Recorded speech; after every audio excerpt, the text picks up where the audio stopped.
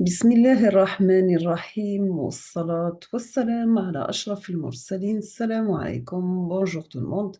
Toujours ma série de vidéos في المودule Communication sans fil. On va commencer comme toujours par une petite vidéo, après on passe le cours. On va commencer par les réseaux sans fil, du fil aux ondes, les équipements et les normes, les réseaux locaux sans fil, les réseaux locaux sans fil en entreprise, les réseaux sans fil à la domicile, le Wi-Fi public, les portées et débits comparés. Donc, les réseaux sans fil sont la façon la plus simple de faire communiquer deux ordinateurs. C'est d'utiliser un câble, mais il est parfois commode de pouvoir sans s'affranchir. Je vous laisse avec la vidéo. C'est d'utiliser un câble, mais il est parfois commode de pouvoir s'en affranchir. Pour des connexions ponctuelles, l'infrarouge permet de supprimer les fils sur de courtes distances du signal. Les émetteurs-récepteurs doivent être alignés pour communiquer par ondes infrarouges. Un écartement trop important ou un obstacle empêche la liaison. Pour dépasser ces contraintes, on utilise les ondes radio. Bluetooth réunit ordinateur et périphérique par ondes radio via la bande de fréquence située entre 2,4 et 2,4835 GHz. La technologie Bluetooth transfère des données dans toutes les directions à un débit d'1 mégabit seconde et traverse les obstacles les plus courants. La faible consommation électrique de Bluetooth est particulièrement adaptée aux périphériques.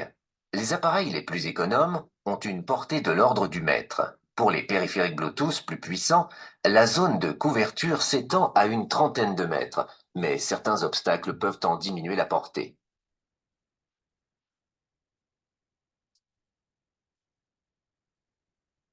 Toujours par onde radio, le Wi-Fi est un label certifiant la compatibilité des équipements avec la norme 802.11b. Wi-Fi signifie Wireless Fidelity, soit fidélité sans fil en français. Certaines machines récentes sont équipées Wi-Fi à l'origine. Pour les autres, on peut ajouter un module Wi-Fi au périphérique. La norme 802.11b utilise la même bande passante que Bluetooth. En Europe, cette bande passante est découpée en 13 canaux qui permettent d'optimiser le signal. Les États-Unis comptent 11 canaux et le Japon un seul. Comme pour Bluetooth, les équipements Wi-Fi peuvent dialoguer entre eux, mais avec un débit utile et une portée supérieure. 5,5 mégabits seconde sur plus de 30 mètres en intérieur. La norme 802.11b permet aussi d'installer des LAN. Des quoi? LAN, pour Local Area Network, c'est un réseau local au sein duquel des ordinateurs sont connectés entre eux. Pour se comprendre, les ordinateurs d'un même réseau doivent utiliser un protocole de communication commun. L'Ethernet est le protocole réseau le plus répandu. Les ordinateurs sont généralement reliés entre eux par des câbles.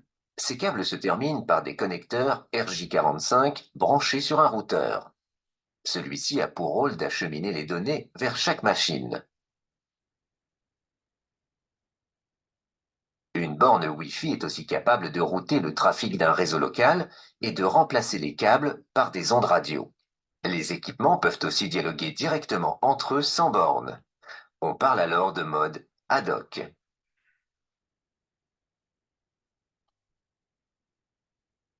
Les technologies sans fil représentent un intérêt supplémentaire lorsque le réseau doit s'agrandir physiquement. Le réseau local filaire est complété par un WLAN pour Wireless LAN, plus couramment appelé réseau local sans fil. Lors de la mise en place des bornes, il faut éviter certains équipements électromagnétiques, sources d'interférences. Un simple micro-ondes peut ainsi perturber un réseau Wi-Fi. Le mode ad hoc n'assure pas une connexion constante. La borne doit servir de relais comme un routeur. C'est le mode infrastructure.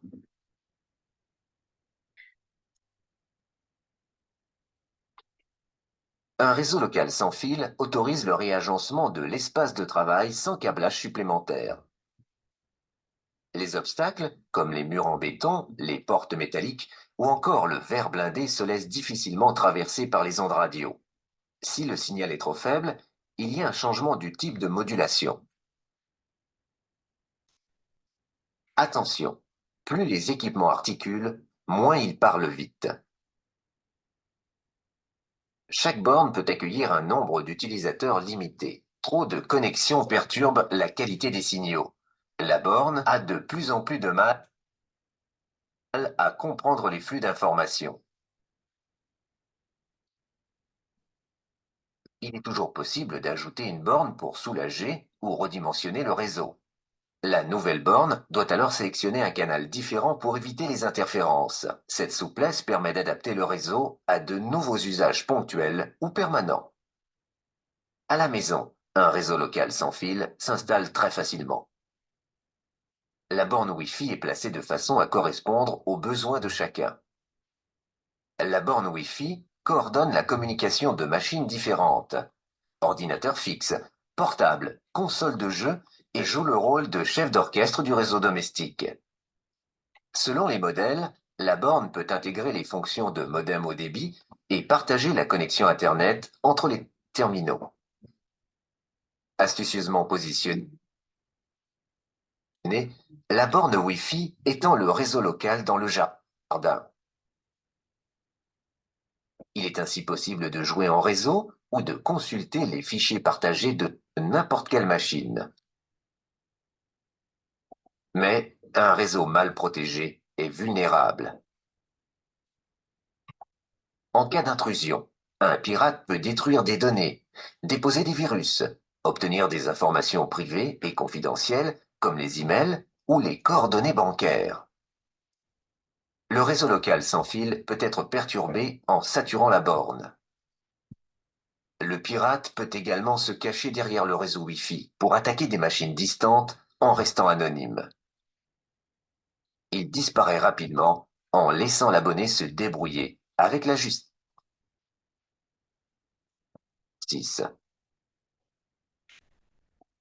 Faut faire quelque chose. Sécuriser le réseau, par exemple. Le réseau possède un SSID pour Service Set Identifier. C'est son nom. Il accompagne chaque communication. Il faut renommer celui-ci et empêcher la diffusion automatique du nouveau nom. Le login et le mot de passe d'origine sont aussi à modifier. Le filtrage d'accès MAC pour Media Access Control ou contrôle d'accès aux médias en français permet de contrôler les membres du réseau. L'adresse MAC est unique et correspond au nom personnel d'une machine. Activée par défaut, cette sécurité n'autorise l'accès au réseau Wi-Fi qu'aux périphériques répertoriés. C'est comme lorsqu'on dit aux enfants de ne pas parler aux inconnus.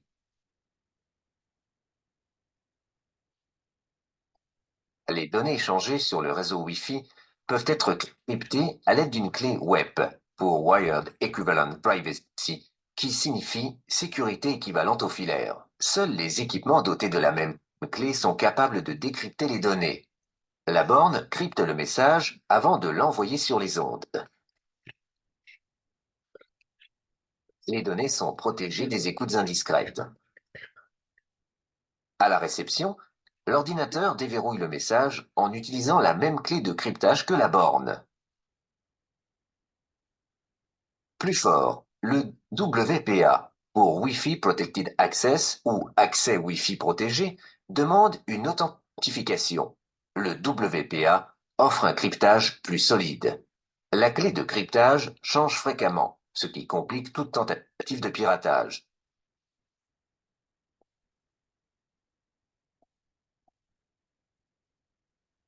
Ah, on se sent plus en sécurité. La norme 802.11b s'utilise aussi dans les hotspots. Un hotspot est une zone de fort passage qui est desservie par une borne Wi-Fi. Mais alors, c'est comme une sorte de cabine téléphonique pour ordinateur? En effet, on peut trouver ces cabines téléphoniques spéciales dans des endroits comme les aéroports, les gares, les centres de conférences ou les hôtels. À partir d'un hotspot, on peut surfer sur Internet, gérer ses emails urgents, accéder à des informations locales et des services spécifiques. L'opérateur qui gère le hotspot peut proposer le prépaiement ou une formule d'abonnement. Finalement, le sans-fil, c'est rapide Comparons les débits théoriques d'un modem 56K, de l'infrarouge, de Bluetooth, des normes 802.11b et 802.11g qui annoncent l'avenir du Wi-Fi, sans oublier celui d'Ethernet. En fonction de la puissance de l'équipement, Bluetooth parvient aux 30 mètres ou atteint 100 mètres. Le modem 56K ira loin, mais lentement, tandis que l'infrarouge a montré ses limites au-delà d'1 mètre. L'Ethernet se détache du lot, avec un débit de 100 mégabits seconde, soit presque le double de la technologie sans fil la plus rapide, la norme 802.11g. Pour les portées théoriques, les solutions filaires et les normes 802.11 n'ont pas de problème sur 100 mètres.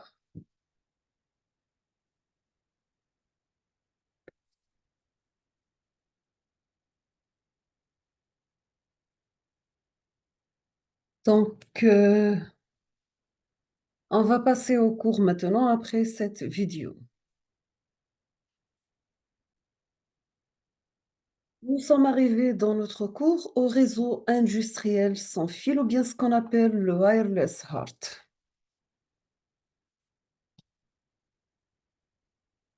Le wireless HART définition, donc, ça vient du mot Highway Addressable Remote Transducer, est un standard industriel ouvert développé pour les besoins particuliers de la communication sans fil au niveau terrain dans la génie des procédés. Il remplit l'ensemble des exigences spécifiques en termes de fiabilité, de rentabilité et de convivialité. La technologie radio wireless est normalisée selon IT 3E 802.15.4 et sert à la mise en réseau sans fil d'appareils de terrain HART dans l'industrie des procédés. Et se caractérise par les propriétés suivantes. Nous avons des transmissions extrêmement sûres, protégées contre les écoutes et les manipulations, fiabilité élevée grâce au routage full mesh, très faible absorption d'énergie grâce à la communication synchronisée. Comme application, nous avons le wireless input-output, les signaux HART analogiques. Wireless HART utilise un réseau maillé non étoilé où toutes les stations radio forment un réseau dans lequel chaque station impliquée sert simultanément de source de signal et de répéteur.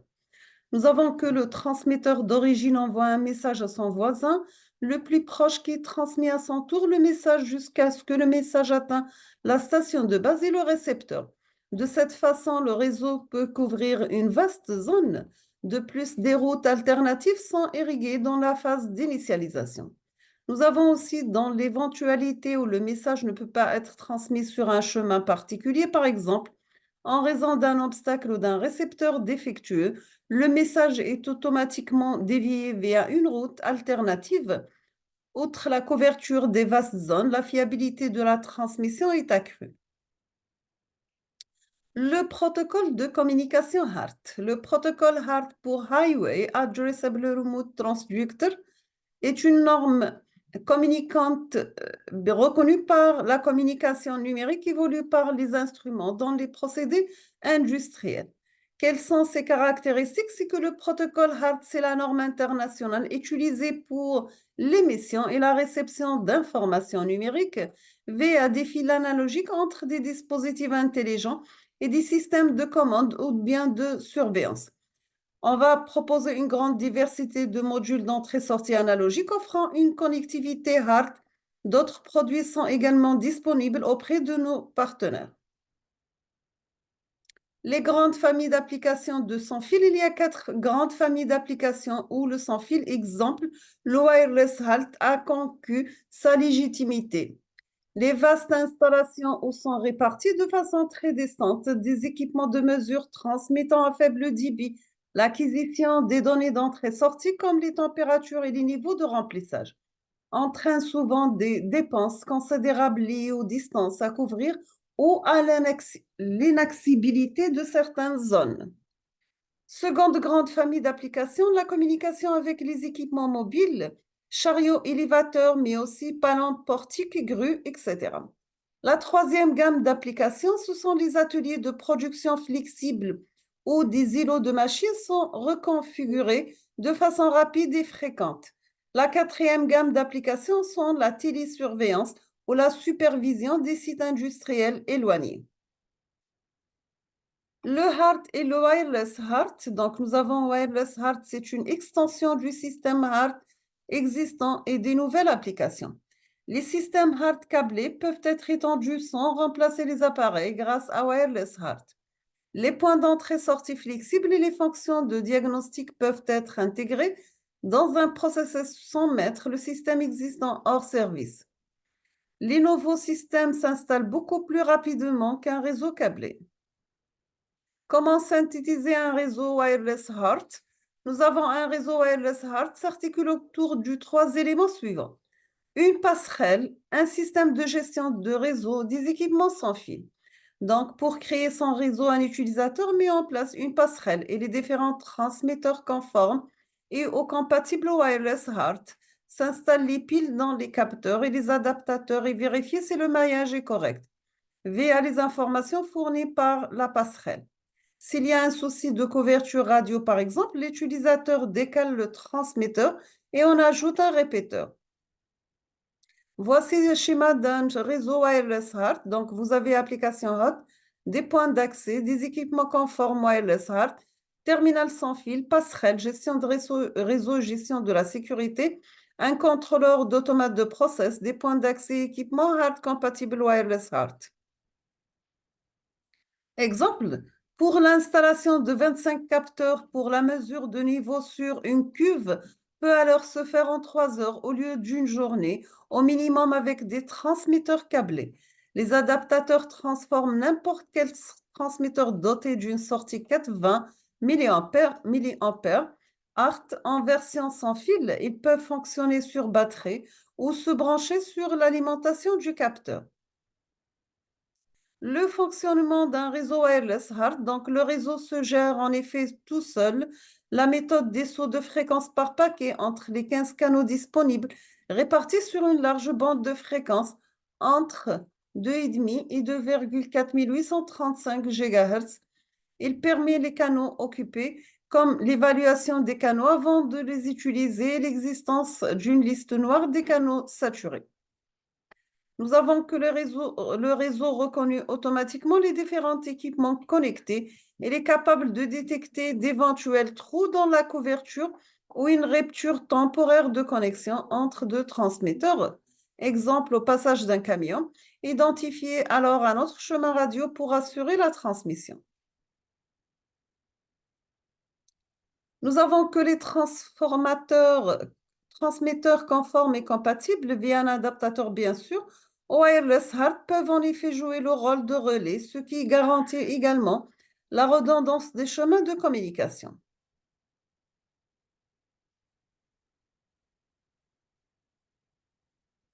Les passerelles gateway, donc nous avons que les transitions d'un réseau à l'autre sont réalisées au moyen de passerelles, d'automates API ou de PC. Dans le cas d'automates ou bien des APC, la fonction de passerelle peut être confiée à des interfaces intégrées ou à des processeurs de communication. Les passerelles transfèrent les données d'un réseau à l'autre sans liaison supplémentaire.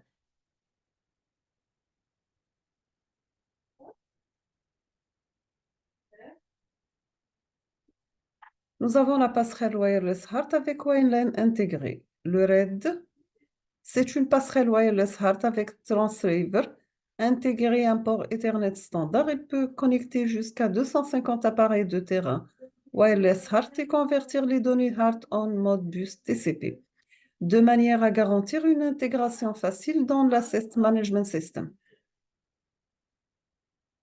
On passe au adaptateur. C'est un périphérique monté sur un appareil HART existant pour transmettre ces données HART via un réseau sans fil wireless HART vers un système hôte. L'adaptateur peut être situé à n'importe où le long de boucles 420 mA. Il peut être alimenté par batterie ou tirer son énergie de la boucle de 20-80 mA. Certains adaptateurs sont alimentés par batterie et cette dernière peut aussi être utilisée pour alimenter l'instrument. Dans ce cas, il n'y aura plus de boucle de 4 à 20 mA vers le haut et toutes les données du procédé seront communiquées via Wireless HART. L'adaptateur Wireless HART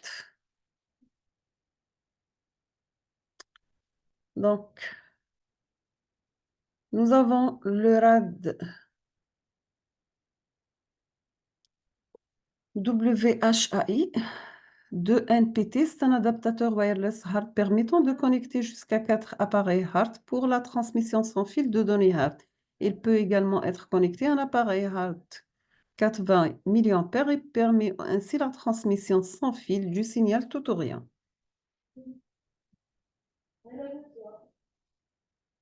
L'avantage du wireless HART, c'est le coût d'installation plus faible que pour les solutions câblées, économie sur les coûts de main-d'œuvre, autorisation en retard réduit, coût de matériel réduit, utilisation de même outil de maintenance et de diagnostic que les équipements bus HART câblés traditionnels. La formation supplémentaire requise limitée, aucune conception radio importante requise. Quelques définitions importantes, les 3 techniques de modulation des réseaux radio. Toutes 3 issues de communication militaire, elles n'ont plus pour but la furtivité, mais la robustesse aux interférences et collisions de fréquences avec d'autres sources. Donc, nous avons le D3S, étalement de spectre à séquence directe. L'émetteur superpose au signal utile une séquence pseudo-aléatoire de plus haute fréquence, assimilable